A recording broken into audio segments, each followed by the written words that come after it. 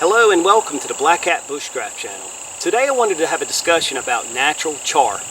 A lot of people utilize what's called char cloth, and char cloth is simply made by burning 100% cotton material in the absence of oxygen. For example, you could cut up a cotton t-shirt, put it into a tin like this, put it on your fire and burn it, and after a while you'll create char within that tin. And the only reason the cotton doesn't completely burn up is because there's no oxygen to complete the triangle of fire. I will use char cloth sometimes. I make it when I'm at home, when I have something like an old t-shirt, pair of jeans, a wash rag, an old flannel shirt. Those are all things that make good char cloth, but I do that at home when I have abundant resources to me. And when those items are worn out to the point that they're not good for anything else, then I'll use them for char. But usually when I make char, I tend to be in the woods and in the field. And the last thing I want to do is burn up a piece of my kit, like my bandana or a piece of my t-shirt. I don't want to utilize those precious resources in that way. So I will look for natural materials, and there's so many good natural materials in the woods that you can char, and one of the three that I'm going to talk about today is abundant pretty much everywhere. So probably anybody who watches this video can find at least one of these resources and possibly more. So I picked up three things real quick and just walked down the edge of this wood line, and these are three things that I found that I know work. So if you'll stick with me, we'll go through them one by one. Alright, this first resource that you see here in front of you is punk wood, or wood that is simply 3/4 rotten. And when you pick it up, you'll recognize it right away because it feels like a dry sponge or like styrofoam, and it's kind of crumbly. That's punk wood. And it doesn't matter so much what the species of tree is that you get it from. You just want to find the most dry material that you can find. And if it's a little bit damp, it can still work. You just don't want something that's like a sopping wet sponge. You squeeze it and water comes out. That's not ideal. That's not something you're going to want to char. This resource is probably available anywhere. If anybody that's watching this video, you can probably find punk wood, as wherever there's trees, there's eventually going to be punk wood at some point. And this is probably my favorite of all natural char materials. A, it's just widely available, and B, it works really, really well. So this one, if you don't know any others and you know punk wood, you can make char anytime in the woods that you want, as long as you have a container. Alright, the second resource that you see here is leaves from a mullein plant. And this is still fresh. I just pulled it off probably an hour ago. And if you're not familiar with mullein, it's a really neat plant. The leaves feel like wool, like cloth actually. You know, it feels like woolly lamb's ear. And mullein is an important plant in the bushcraft community because it's a fantastic medicinal plant. It's great for respiratory ailments. It's also the #1 best wild toilet paper you'll ever find.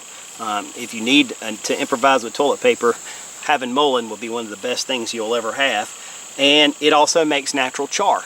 The properties of it, it feels like cloth, so therefore it's kind of gives itself away that it would lend itself to make good natural char.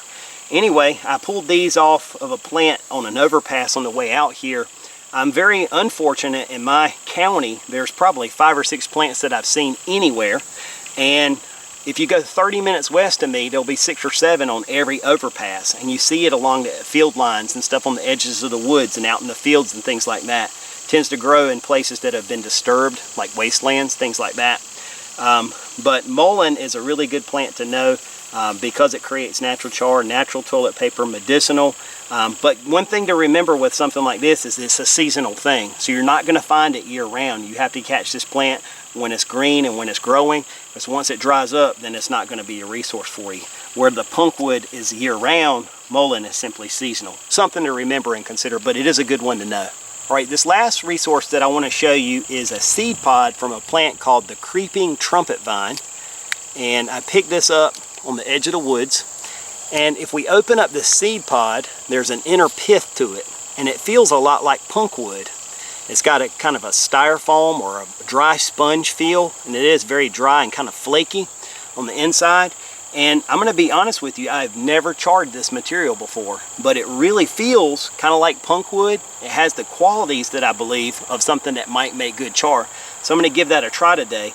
And I wanted this resource to represent a category of things, which are inner piths.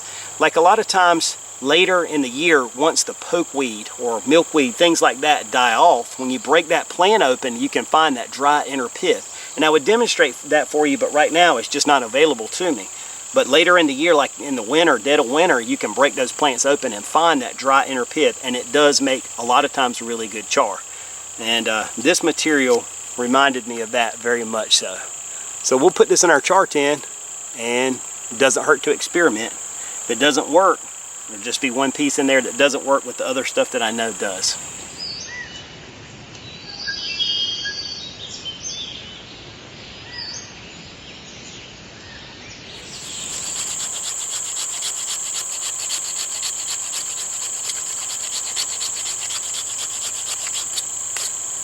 I call this lacing my feather sticks with fat wood.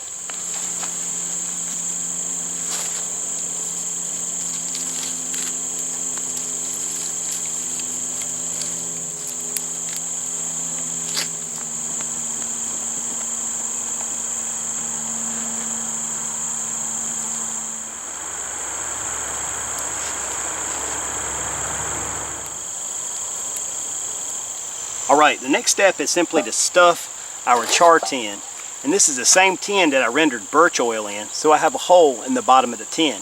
So what I'll do is put this in the fire either sideways or put it upside down.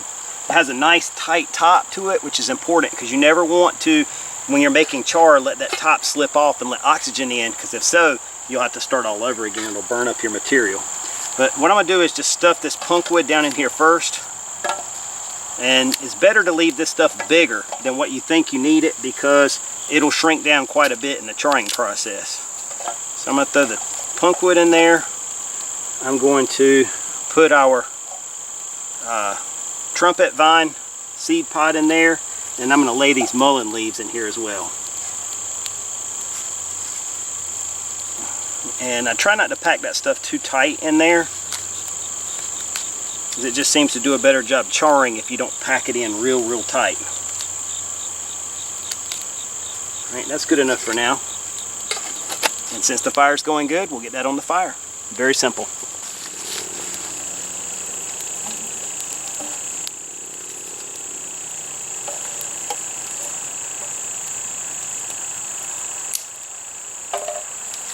I'm just going to use some sticks to kind of pile on top of it. That'll ensure that we get really good heat to the tin.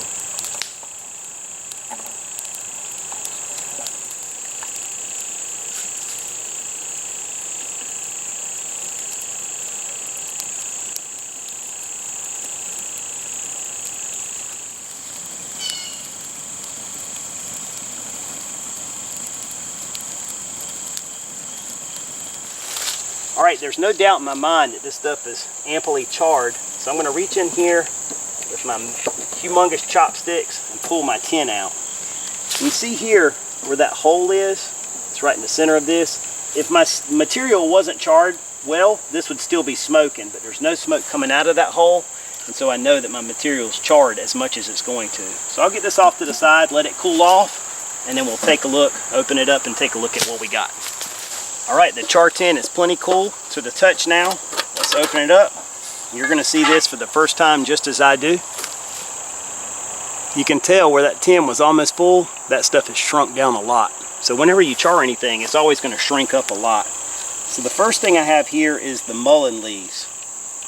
You can see what they look like. They're very fragile. I mean, it literally has no weight to it. If you were to close your eyes, you wouldn't know you were holding it. And so that's what they look like. Here's that trumpet vine pith. There's a piece of that, and the rest of this is just a punk wood. And again, punk wood is my go-to. That's the thing that I tend to use the most. So I'll show you a close-up. There's the punk wood. Here's the pith out of that creeping trumpet vine seed pod.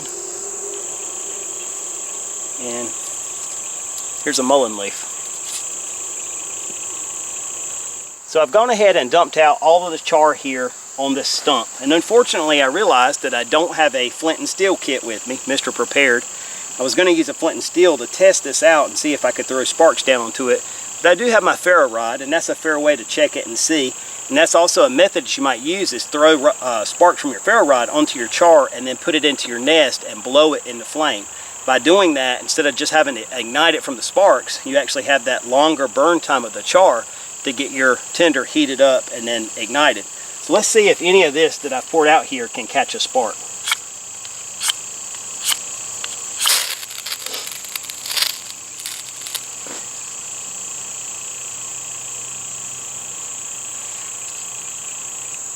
So that mullein leaf.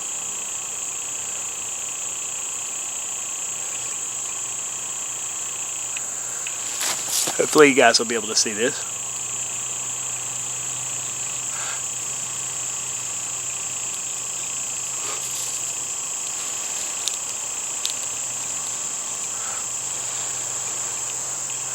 It's a little sluggish, but it's burning.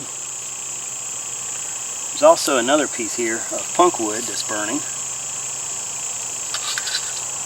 It's a little bitty piece. But the nice thing is you can take a little piece like that and use it. Oh, here we go.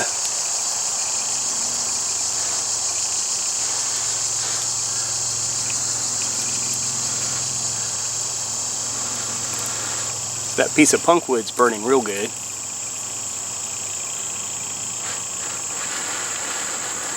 That's the nice thing is look at how long that burns compared to a piece of char cloth.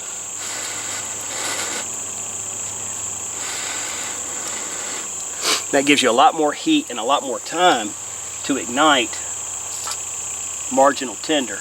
Here's that little seed pod from the trumpet. Oh, and it ignited too.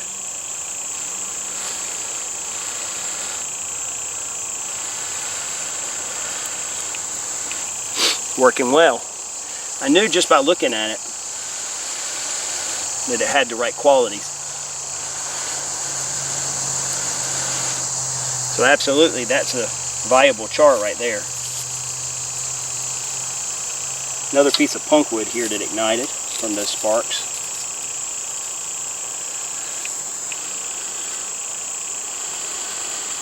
I'm sure you guys can see. I can feel the heat coming off of that. So that's definitely a great way to ignite marginal tinder. What I'm going to do is throw all this stuff back in the tin. And instead of burning it up out here for demonstration, I'm going to take the oxygen away from it. That way I can save this stuff and use it another time.